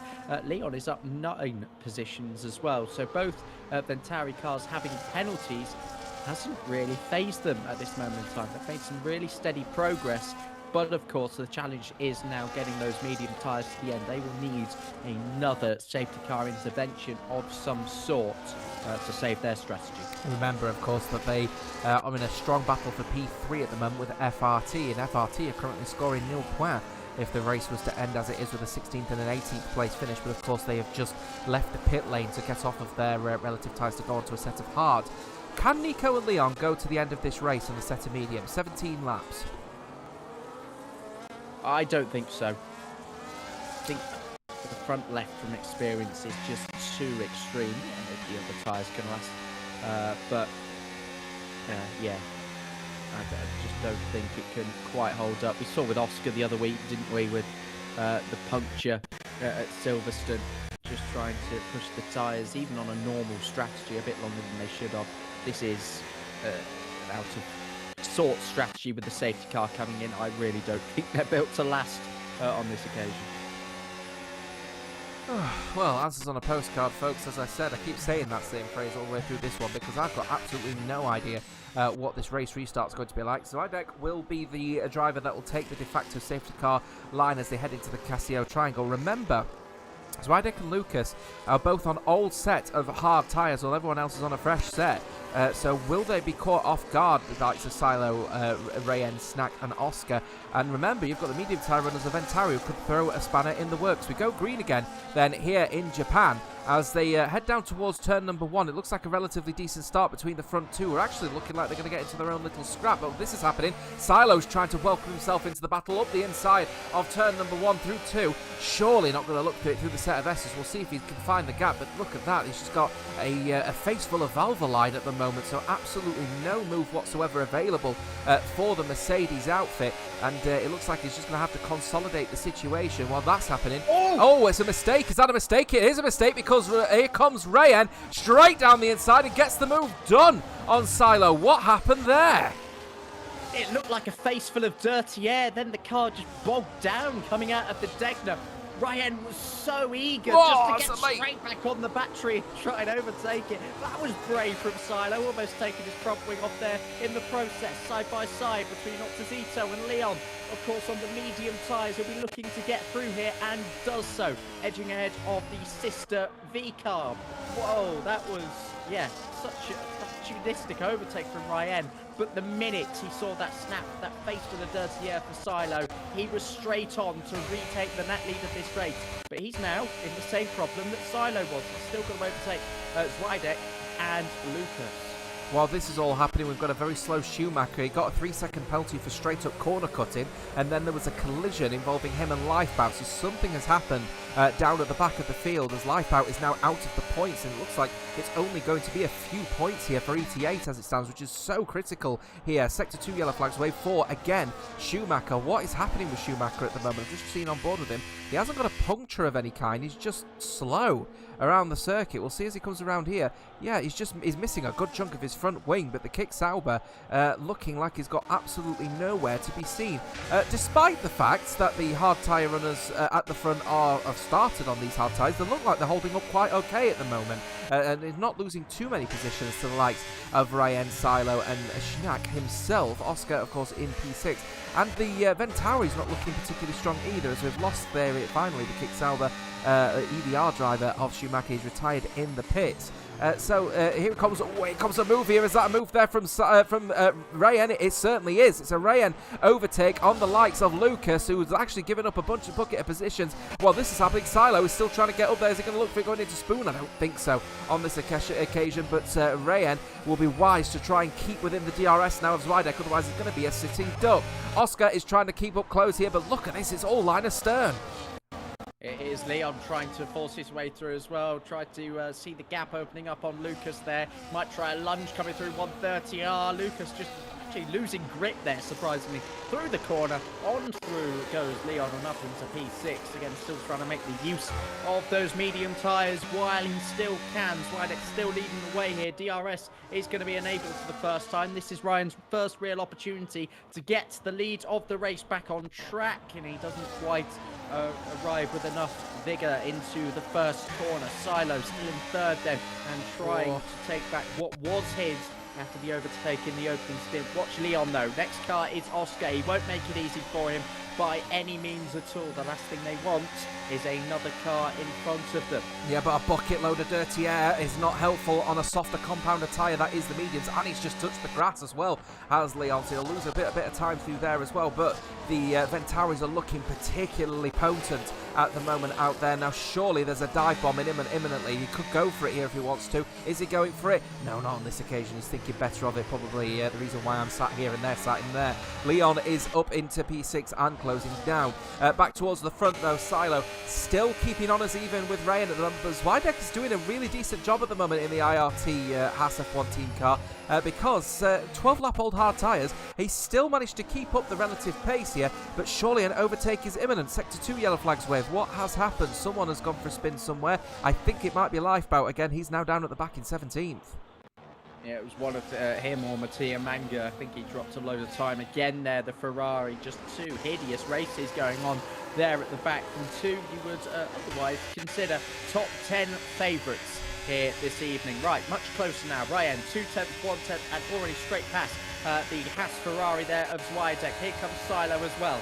I think that's fair game. Let the two of them get on with it. That is not the Polish drivers' race at this point in time. Now it's game on at the front, a straight head-to-head once again between Ryan and Silo. I'm sure that gap will begin to open up through the first sector as Snack begins to get caught in that dirty air of the Haas car, whereas for Ryan and Silo, it's a much cleaner view ahead of him. Yeah, and this has thrown a bit of a spanner in the works for those looking to see Team TF10 potentially chase up more than a P3 as it stands, because now Zweideck being in this mix means that unfortunately the Aston Martin is going to be held back just a little bit longer than perhaps he wants to. And while this is happening, of course, Oscar is also being held up as well. So SCI are not comfortable out there at the moment with the fact that they've got one driver in P2 and one in P5, one of which is getting raced with pretty aggressively with the likes of Leon, who again has not got long left before those medium tyres will start to become quite aged. So he needs to get these moves done as quickly as he possibly can. Uses overtake out of Spoon Curve, but no overtake is going to be seen here because I think the Mercedes has saw that one coming. Going through to 130R, surely it's going to be the Casio Triangle. They're getting closer and closer. Around the outside they'll have to go then, and he does look for it. They bang wheels going through into the corner. Side by side they will go, and he looks like he's going to try and get this one done, but the traction is going to be there and they hook wheels ever so gently. Oscar will still hold on. He's going to have DRS, but he's lost a bucket of time out of the corner. Is Leon going to look for it? He goes down the inside line. Snack gets the move done for P3, but there goes Leon past the SCI man, and now Nico will look for exactly the same situation. Yeah, got worried when they started to tyre hook there. It started at the Casio Triangle. Leon wasn't quite breaking the straight line, and his trajectory only meant that he was going to touch the Norwegian there. And, well, luckily they got that one sorted out. And by the time they got to the first corner, fair play to Oscar for kind of sticking by himself and thinking, no, I'm not going to let this go easily. I do not want you to have the chance of, beating us here. And that's fair enough. That is a championship-winning mentality on display there. Here comes Skyline. He had an issue earlier on with disconnecting, but he's completely messed up that braking point in his attempt of getting past Lucas now. He bangs wheels with Alex Marciano on the exit. As, well, that's how quickly Alex Marciano arrived there, having seen the Williams go so deep. That seems to settle down again. Skyline will have to try again. If my math works it out right so far, ETA are going to score just 4 points in this race as it stands with Lifeboat down in P16. This is not a good race at all for the team looking to try and shake off that Achilles heel as Lucas gets relegated to P12 with Skyline now getting the move done for Team QRT, that is Quest Racing Team. Leon, we're going to keep an eye on him now because he is getting to the back of Zweideck now. Of course, these are fresh and medium tyres. This move should be done relatively quickly. Oscar also gets it done as well. That's critical. He doesn't want to be caught behind Zweideck whilst he's got someone in front of him on an aging medium tyre. He needs to keep that pressure on for the next 11 laps. I have a gut feeling here Ventari are going to try and tell their drivers to stay out, Yeah, I think so. I think, well, I'd say they've got nothing to lose, but they do have P3 in the championship to lose, and FRT are going to comfortably make it to the end of this race. It's a real dilemma for the team sporting the Red Whoa. Bull colours. Contact in the background, and that's Willow Leon, off the circuit. and Leon's off as well. Leon is off as well. He's made an uncharacteristic mistake and he's lost a bucket of positions. That was very unlike him. He's been very clean throughout this entire race, but he got some understeer somewhere going through the first Degner. He's put it into the gravel trap, and then he's lost a bucket of time going into the second Degner's gravel trap. He's now down to P8. Nico, the man serving a 10-place grid penalty, mind you, his now in P6. It's been a great race from the Red Bull outfit generally, but that's the first little crack that we're starting to see from Ventauri. Sorry to interrupt. No, it's okay. I mean, this is now another thing for VNT. At what point do they throw the anchors on and kind of stop pushing past everybody on this set of tyre and just kind of resign themselves to, look, we're going to start managing our tyres now, but still make sure that we are maintaining this very good track position at this stage. I think it will come after this move on Zwidek, and there we go for the race lead. The wheel to wheel, my goodness. Ryan on the inside of Silo. Silo holds the inside into turn 3. They're banging wheels through the S's, the most unorthodox part of the track for side-by-side racing. It's for the race lead. This is a titanic battle. Ryan keeps the lead. My goodness. Fabulous stuff between these two. That is a pin-precise racing between the pair of them. You can trust Silo and Rayen in all bounds of racing, clearly, between the pair of them. Fabulous stuff indeed. That is a bucket of gravel on the racing line as a result of Leon going off on the previous lap. He has now pitted for a fresh set of hards to the end of this race. He could probably have gone on to a set of mediums, to be fair. Mind you, actually probably not, but either way, he's on a fresh set of hard tyres to the end of this race, but now he's down in P16. Will they tell Nico, stay out as long as you can? Or will they also pit him as well in what will actually be a horrible strategy in the end for Ventauri? We'll see as he comes through Spoon. Is he losing any time to those behind him at the moment? 16 lap hold for Zwidek, not really, and he's not really gaining either on Oscar. I've got a gut feeling Nico's going to find himself in a bit of a no man's land at the moment. Yeah, I think so.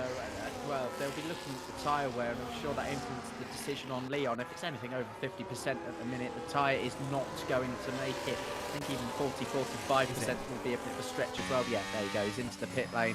They are going to have to make that pit stop. White Sheep follows suit as well. He was the other car on that same strategy. That's the unfortunate thing about safety cars. It's why drivers and managers complain. It's that, well, we are now forced into a totally uncompetitive strategy through no fault of our own and through the crashes of others. But, well, sometimes that is the legacy division for you. Yeah, and what is their loss will, of course, be FRT's gain, because they are in that strong battle at the moment for P3 in the standings, and suddenly, where we're thinking FRT could be absolutely nowhere near, are actually going to outscore Ventauri as it stands so far, which is going to be fairly critical, as I said, for that battle for P3. And then in the battle for P5, this is the battle between IRT and AMR, there is still a pretty strong indication. Oh, there's FRT's Quantum getting a little bit close to his teammate Samuel Barker there.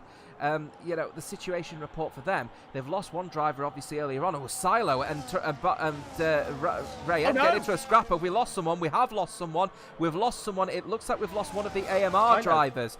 Has gone for a little bit of a collision. I'm not sure what's happened there, but Silo has also disconnected as well. That is critical for SCI. It may not be massively detrimental in their championship hopes, but they've lost one of their drivers. Oscar's going to start to pick up the pace here, as Rayen might be on for a race victory here for RSC. Yeah, this is the bit where I don't have Silo, because obviously he used to be Xbox, didn't he? But I don't have his EA, so I'll have to get that sorted as well if I can't get it back in. Silo did take the lead at the start of that lap. I was wondering how Ryan could have got past him by Spoon Corner, but, well, he has disconnected. I am going to try my hardest to get them back in. I will encourage him to add me. Silo is back in. Who else did we lose? I believe we've lost. I believe we've also lost Oxygeto as well. He also went out of this race as well. So fingers crossed we get back in. But what that does confirm is that there is definitely some kind of issue at the moment with the lagging, because we've seen now 3 drivers drop out of this race at some point at the moment. Obviously, Oxygeto has lost a bucket of positions as a result of disconnection. Silo is now down to P4, but of course Skyline disconnected from this race before we even got going. So that's 3 people now with internet connection issues suggests to me that this lobby is probably balked in some way at the moment, as it looks like Silo has just managed to get back into his car as the UI has flashed, and there he is. So he now leaves Spoon Corner in 4th place, and looking like it's still going to be a big points haul regardless for SCI, but it's not going to be the race victories that they have been striving for all the way through this season, because it's all now going to be between Rayan and, would you believe, TF10 Snack. Yeah, absolutely. Again, just working on the Otzazito situation. The only thing I can do is block his account. He sent me a friend request. That's good. I'll come back to you briefly, Jota. Block his account. That's not the most administrative clear task, if I'm honest with you, here from Joseph, as he now blocks all of the drivers from any further competing in Legacy Division. Lap 20 of 27 in this Japanese Grand Prix, and Rayan has put around about 3/4 of a second of a gap now between him and Snack. Oscar is 3 seconds back from Snack, and about 4.5 back from Snack is Silo at the moment. So SCI would be wise just to... Oh, it's a mistake for Rayan. Oh my goodness me. I have never seen a move like that one. That was so critical as he goes Tokyo drifting through the first Degner. That was astonishing save from the man who just had a bit of an uncharacteristic, unforced error. I think you've just seen the replay. That's an incredible save, I must say. Yeah, brilliant. I've never seen anything like that before. Just literally drifted the car around there. He's obviously handed a bucket of time back to Snack, but let's be honest, Rayan had this same issue in qualifying. He's obviously got the experience around Degner 1 now for that. Yeah, still a third invite sent to Otzazito. I think he's back in. He should be back in, right? Okay, that's good. So I can hopefully leave that one for a few minutes. We've got Silo back in, we've got Otzazito back in. It's as you were on lap 21 of the Japanese Grand Prix, where now we have TF10 and RSC going for a race victory. Again, two teams that haven't tasted any sort of champagne this season. It was, of course, a surprise for RSC with the roster that they brought into the Legacy Division. Enzo Sabaton, Rayan, Nassim, that was their announcing roster. Rayan now in the car, looking to finally deliver what was potentially sort of promised to them with that field of drivers. Can he, even despite that mistake, get over the line? Just doing my maths at the moment as well to just clarify on the situation. I believe if both of these finish where they are, that will mean, despite the fact that SCI have been on the podium for every single race this season, let's just put that into perspective for a second. I think with TF10, RSC, EVR, IRT, AMR, FRT, VNT, ETA and SCI, I think every single team apart from Hadrick and QRT will have been on the podium this season, despite the fact SCI have got a podium every single race this season. That's astonishing. Yeah, that is fantastic. I mean, it just obviously it helps SCI because the distribution of results behind them is so random, a lot of the time quite chaotic in behind them. But yeah, it's just been a great season for some of those midfield teams, and certainly has kept them engaged and kept them involved, which is always a good thing about the Legacy Division.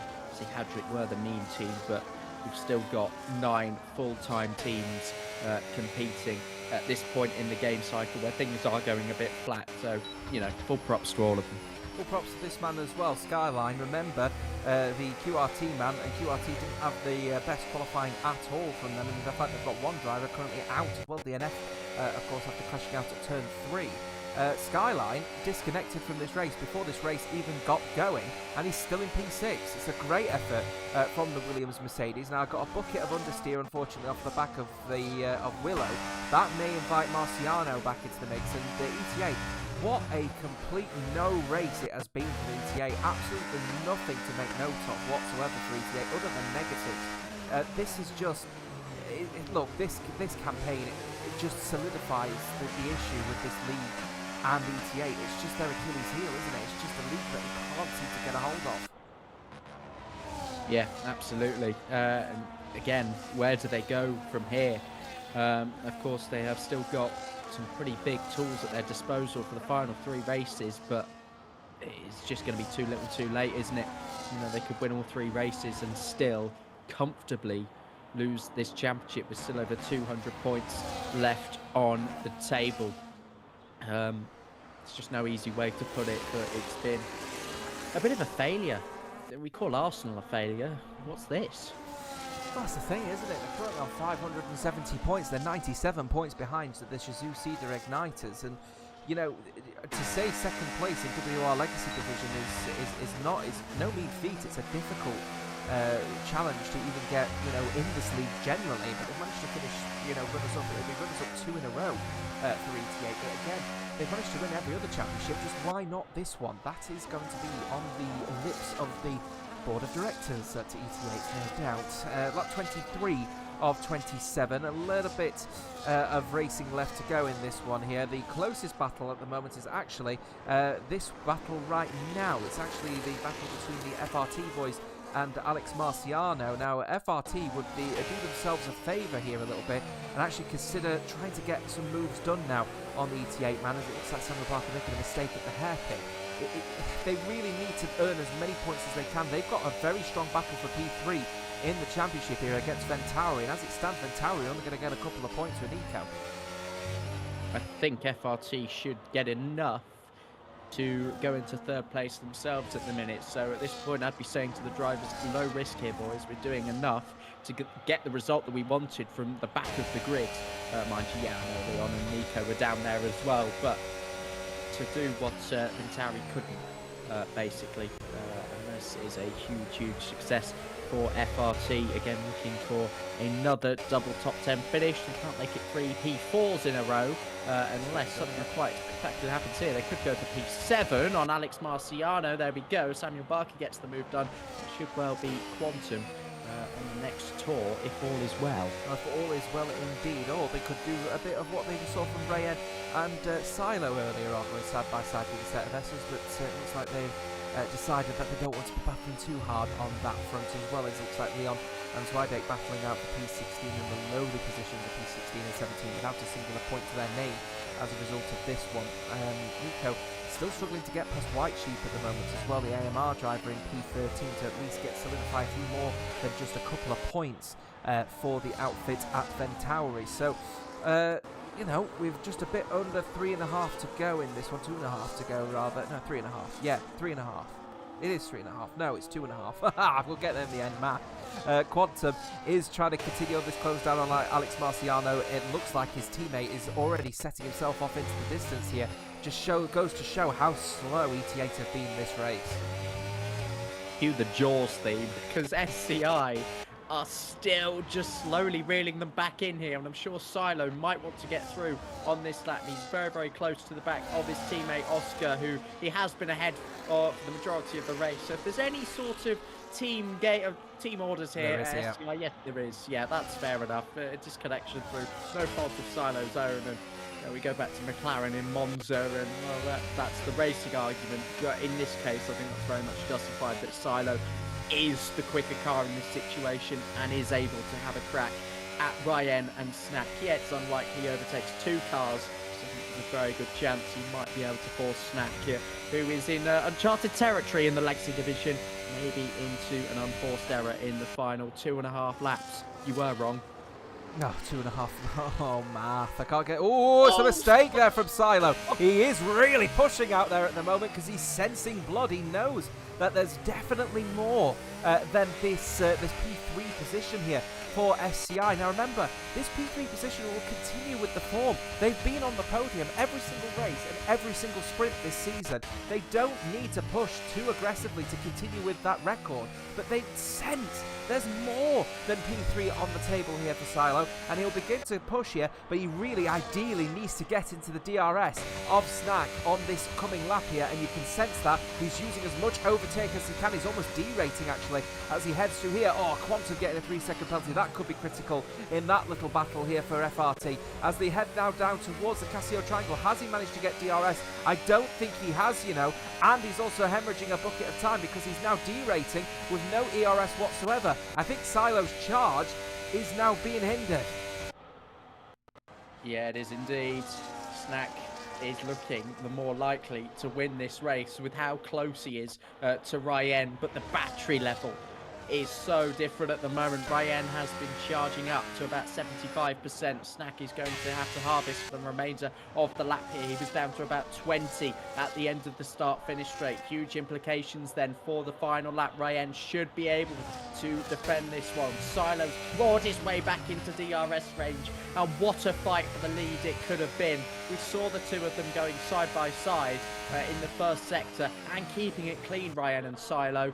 Yeah, it's just a shame and a case of what could have been. But regardless, we are still going to get a shock result and a shock winner, as either RSC or TF10 could be victorious. Yes, and again, a backmark or a midfield team once again showing that they've got the potential in the Legacy Division and setting themselves up for an interesting next season of racing in the esports sphere. Keep an eye out on that one as we now head on to the final lap of this race imminently. Snack has lost a bucket of time, and in fact he's got no ERS at his disposal versus Rayan, who's locked up going into the Casio Triangle, but I have a sneaking suspicion Rayan's going to have no issue whatsoever holding back Snack as we go on to the final lap of this race. Snack will get as close as he possibly can, but no ERS available at his disposal. We'll see the Aston Martin struggle, and he'll just have to concede that he's not going to get this move done onto turn one. He's going to have to get creative if Snack wants to consider a potential overtake here to win this race, but as it stands so far, it's looking all in fair one. And a move done. Oh my goodness me, this is the battle for P6 and 7 as Alex Marciano has squeezed Samuel Barker off of there, and FRT are now relegated to 8th and 9th, and that's going to be fairly critical because of course Nico is now up to P13 and Lifebout is trying to earn as many points as he can for ETA to run for an absolute shocker of a race so far. Back towards the front here, Snack is trying his hardest to get as close as he possibly can to Rayan, but Rayan has just immaculately managed this race from start to finish. Sector 1, yellow flags waving for Zwydek, who's gone for a spin, or half spin rather, at turn 4. We'll keep an eye out on this one. Is Silo getting anywhere near? I don't think he is, and I think they're just going to have to consolidate that disconnection has cost them dearly, but still a P3 and a P4 result for SCN. They're outscoring ET8 by a country mile. They're going to be well over 100 points between the two teams as it stands with this race coming to a conclusion. Snack will do his hardest to get as close as he possibly can to Rayan, but it looked like it was never really in doubt, was it? He was battling hard with the likes of Silo, and yes, he might have a little bit of luck on his shoulders, but at the end of the day, that's about a quarter of what you need in Formula 1 in order to win races and win championships. Rayan and RSC are race winners in Legacy Division. Alongside Snack, who's on the podium for TF10 team again. Silo will finish in 3 with Oscar in 4. What a great effort from EVR from Willow, by the way. P5 for him, with Skyline then taking P5 out of the hands as a result of the penalties applied. Marciano will finish in 7th from Samuel Barker. Lifebout Mattia Manga managing to get in there for RSC to round it off in the top 10. Quantum will finish in a very lowly P11, but critically, FRT have outscored Ventauri in this race, and that's critical for the battle for P3 in the championship. Wow, wow, wee wow, that actually turned out to be a better race than I thought it would be. Well done, Suzuka. We had a bit of everything there. First lap carnage, side-by-side action for the race lead, a safety car, well, forcing a few different hands in terms of strategy. Disconnects, obviously not what you want to see. But yeah, just overall a really, really spicy race in Suzuka. One that sort of solidifies STI's inevitable chance at the championship, 3rd and 4th, and ET8's 7th and 9th.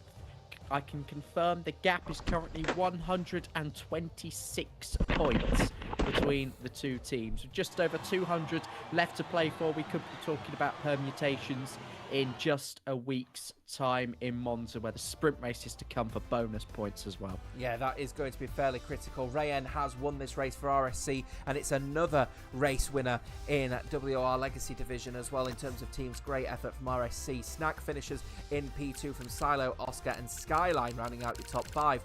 Willow finishes in P6 from Alex Marciano, Samuel Barker, Lifebout, Mattia Manga, Quantum, Azzozito finishing in a respectable P12 considering his disconnection. Nico finishes in P13. It's not a bad effort, especially considering he had his 10th-place grid penalty from P15.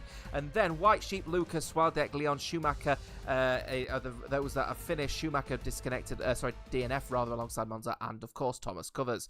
That is it. What a race that was in the end. It turned out Japan did actually have some hands in this particular race. We're going to be moving over to Italy next time out. Of course, it's our final sprint race of this season here, Joseph.